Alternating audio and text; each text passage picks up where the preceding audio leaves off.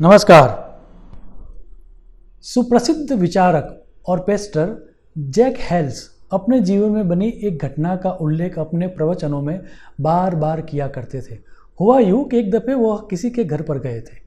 Dinner का time था और वहाँ पर एक छोटा बच्चा था।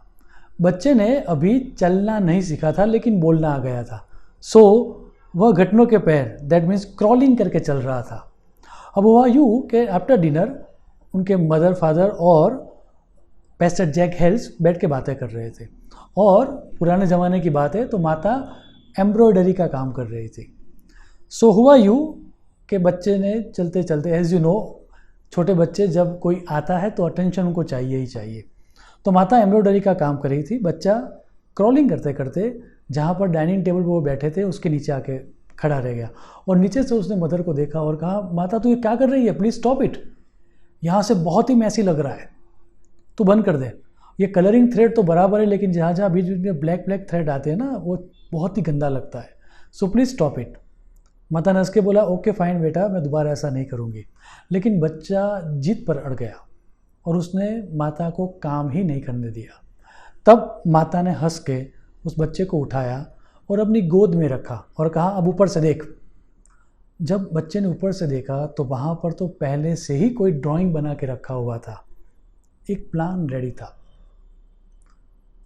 तो माता ने बोला कि यहाँ से सब रेडी ही है, मैं तो सिर्फ एम्ब्रॉयडरी का काम कर रही हूँ, सुई धागा लेकर सिर्फ पुरो रही हूँ, ऊपर से एक डिज़ाइन रेडी है। बात तो यहाँ ख़त्म हो गई लेकिन जैक हेल्स बता रहे हैं अपने जीवन में कि इस घटना के बाद because he was a Pasteur, तो जब जब जीवन में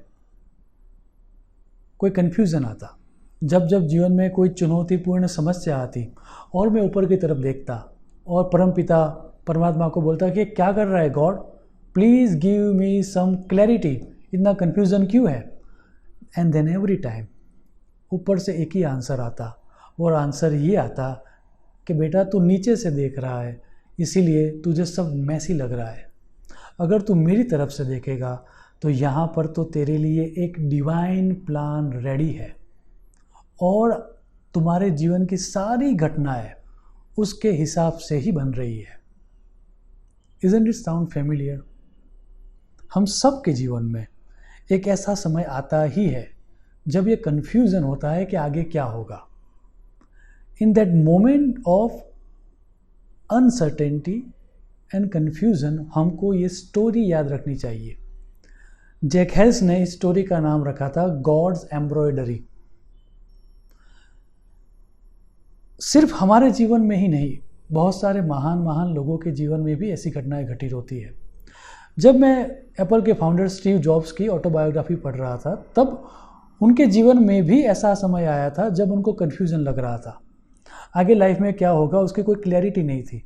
तब उन्होंने एक सिद्धांत ढूंढा और सिद्धांत का नाम ये था कि आप in the moment of uncertainty और कन्फ्यूज़न आगे देखकर समझ नहीं पाओगे कि लाइफ में क्या हो रहा है, लेकिन अगर आप आपके जीवन में पीछे देखोगे तो आपको समझ में आएगा जो जो घटनाएं घटित हुई थी उन सब के पीछे एक लॉजिक था, एक मैप था, कुछ था जो आपके लिए ज़रूरी था इसीलिए वो घटित हुआ।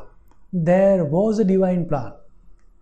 और इसीलिए अगर वर्तमान के क्षण में अगर कोई कन्फ्यूज़न है तो आइदर आपको डेस्टिनी में या गट में या फिर कर्मा में या भगवान में या किसी भी चीज़ के ऊपर श्रद्धा रखनी चाहिए और समझना चाहिए कि अभी मुझे समझ में नहीं आ रहा है लेकिन इस अनसर्टेनिटी का, ये कन्फ्यूज़न का भी कोई डिवाइन प्लान रेडी ही है जो आगे जाके मैनिफेस्ट होगा।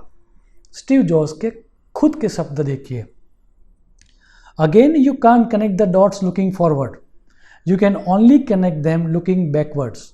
So you have to trust that dots will somehow connect in your future. You have to trust in something, your gut, destiny, life, karma, whatever. This approach has never let me down and it has made all the difference in my life. Steve jobs ने पूरा जीवन इसी तरह से connecting the dots वाली formula को follow करते बिताया और सक्सेस प्राप्त की। आपको जान के आश्चर्य होगा कि स्टीव जॉब्स की यह फॉर्मूला कनेक्टिंग द डॉट्स और ट्रस्टिंग द डिवाइन प्लान वाली जो फॉर्मूला है, अगर हम उसका बेस जुड़ने जाए तो उनका इस्कॉन मंदिर के साथ कनेक्शन वहाँ पर दिखाई देता है। वह इस्कॉन मंदिर जाया करते थे और वहाँ पर श्री कृष्णा की जो टीचिंग पढ़ाई जाती थी, भगवद गीता जो पढ़ाई जाती थी, उसी के द्वारा उन्होंने यह सिद्धांत को ढूंढा था, connecting the dots. Shrimad Bhagavad Gita में कनेक्टिंग द डॉट्स वाला जो प्रिंसिपल है, उसी प्रिंसिपल को श्री कृष्ण भगवान ने श्रद्धा नाम दिया है। कनेक्टिंग द डॉट्स या ट्रस्ट द डिवाइन प्लान को श्रीमद् भगवद गीता में श्रद्धा कहा गया है। और श्री कृष्ण भगवान ने तो यहाँ तक कहा है कि एज ए ह्यूमन स्पीसीज हम सब श्रद्धा से ही बने हैं, और जैसी हमारी श्रद्धा होती है वैसे ही हम हो जाते हैं। श्रीमद् भगवद गीता का सूत्र देखिए, श्रद्धामय अयम पुरुषो यो यत् श्रद्धः स एव सः। सो राइट नाउ, अगर आपको फ्यूचर में क्या होगा ये समझ में नहीं आ रहा है, अगर राइट नाउ वर्तमान के क्षण में भले ही आपको कन्फ्यूज़न नज़र आ रहा है, लेकिन याद रहे श्रीमद् भगवद गीता का भी ये घोषणा है और पूरे शास्त्रों की ये घोषणा है कि हम सब के लिए एक डिवाइन प्लान है। चीज़ें जो भी घटित हो रही है वह एक डिवाइन प्लान के आधार पर ही घटित हो रही है।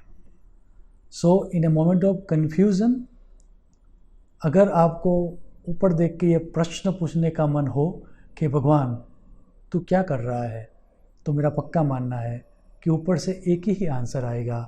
भगवान कहेगा कि I am embroidering your life, मैं तुम्हारी लाइफ की एम्ब्रॉयडरी कर रहा हूँ। सो फ्रेंड्स, याद रहे इन ए मोमेंट ऑफ क्राइसिस हमें श्रद्धा रखनी है और ये याद रखना है कि एक डिवाइन प्लान है ही, और चाहे कितना ही कन्फ्यूज़न वर्तमान में क्यों न दिखे, आगे जाके चीज़ें अपने आप स्पष्ट हो जाएगी। शुभम भवतु। प्रणाम।